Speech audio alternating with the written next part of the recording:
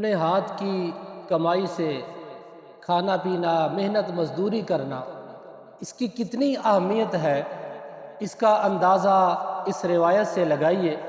ابو داؤد شریف کی روایت ہے کہ نبی کریم صلی اللہ تعالیٰ علیہ وآلہ وسلم کی بارگاہ عالیہ میں ایک انصاری صحابی حاضر ہوئے اور انہوں نے سوال کیا، کچھ مانگا۔ تو حضور علیہ السلام نے پوچھا کیا آپ کے گھر میں کچھ ہے؟ تو انہوں نے دو چیزوں کا ذکر کیا۔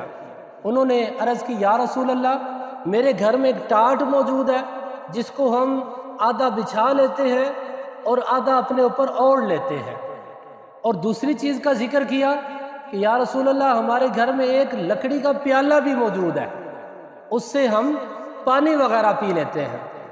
دو چیزوں کا ذکر جب انہوں نے کیا تو سرکار دو عالم نے فرمایا کہ وہ دونوں چیزیں میرے پاس لے آؤ۔ تو وہ انصاری صحابی گھر گئے اور دونوں چیزیں اٹھا کر سرکار کی بارگاہ میں آ گئے۔ تو سرکار دو عالم نے پھر اعلان کر دیا صحابہ کرام علیہم الرضوان کو کہ آپ میں سے کون یہ دونوں چیزیں خریدے گا؟ تو ایک صحابی نے عرض کی یا رسول اللہ 1 درہم کے بدلے میں یہ خریدتا ہوں۔ پھر حضور نے دوبارہ پوچھا کہ 1 درہم سے زیادہ آپ میں سے کون یہ دونوں چیزیں خریدتا ہے؟ پھر ایک اور صحابی نے عرض کی یا رسول اللہ 2 درہم کے عوض یعنی 2 درہم کے بدلے میں یہ دونوں چیزیں خریدتا ہوں۔ تو حضور نے وہ 2 درہم کے بدلے دونوں چیزیں ان کو فروخت کر دی، ان کو عطا فرما دی۔ تو پھر کیا ہوا کہ حضور علیہ السلام نے وہ 2 درہم ان انصاری صحابی کو دیے جنہوں نے سوال کیا تھا۔ حضور نے فرمایا کہ ایک کا غلہ خریدو، گھر میں ڈالو تاکہ کھانے پینے کا نظام چلے، اور دوسرا جو درہم ہے اسے کلہاڑی خرید کر میرے پاس آ جائے۔ تو وہ صحابی گئے، ایک کا غلہ لیا، گھر میں رکھا، اور دوسرے درہم کی کلہاڑی لی، کلہاڑی لے کر سرکار کی بارگاہ میں آ گئے۔ تو حضور علیہ السلام نے اس کلہاڑی میں اپنے ہاتھ مبارک سے دستہ ڈالا اور ان انصاری صحابی سے فرمایا کہ اس کو لے جاؤ اور جا کر باہر نکل جاؤ، جنگل کی طرف لکڑیاں کاٹو، لکڑیاں کاٹ کر ان کو جمع کرو، فروخت کرو، ان کو بیچو، اور 15 دن تک میرے پاس نہ آنا، 15 دن تک مجھے نظر نہ آنا۔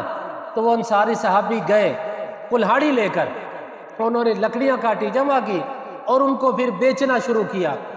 کچھ دن گزر گئے، 15 دن کے بعد جب سرکار کی بارگاہ میں آئے تو ان کے پاس ان لکڑیوں کی کمائی سے، جو لکڑیاں انہوں نے کاٹی، فروخت کی، ان لکڑیوں کی کمائی سے 10 درہم انہوں نے جمع کر لیے۔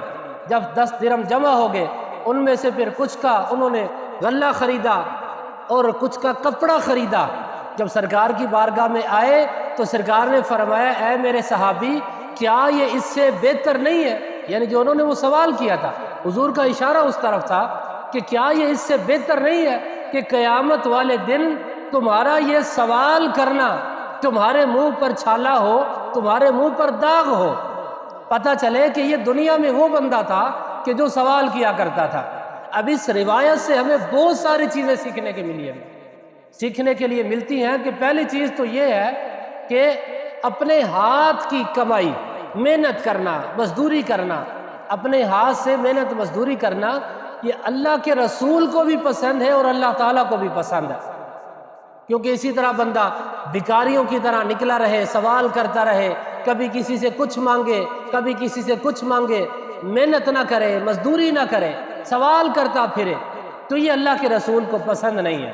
اس طرح کی مثال اگر آپ ہمارے جو معاشرہ ہے، آپ معاشرے میں دیکھیں کہ کتنے ایسے لوگ ہیں، ہٹے کٹے آپ کو نظر آئیں گے کہ وہ بالکل صحیح سلامت ہے، چاہے محنت مزدوری کر سکتے ہیں، اپنے ہاتھ سے کما سکتے ہیں، محنت کر کے بہت سارا مال جمع کر کے اپنا ایک اچھا خاصا نظام چلا سکتے ہیں، لیکن ان کی ایک عادت ہے کہ پیشہ بن چکا ہے بھیک مانگنا، سوال کرنا۔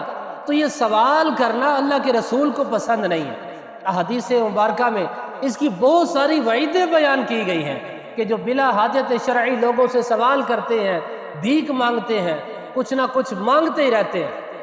تو محنت مزدوری کرنا، اس کی قرآن و حدیث میں بہت زیادہ ترغیب دلائی گئی، اور قرآن و حدیث میں اس کے باقاعدہ فضائل بیان کیے گئے ہیں کہ جو محنت مزدوری کرتا ہے، اپنے ہاتھ سے کماتا ہے، اللہ کے رسول نے اس کو پسند فرمایا۔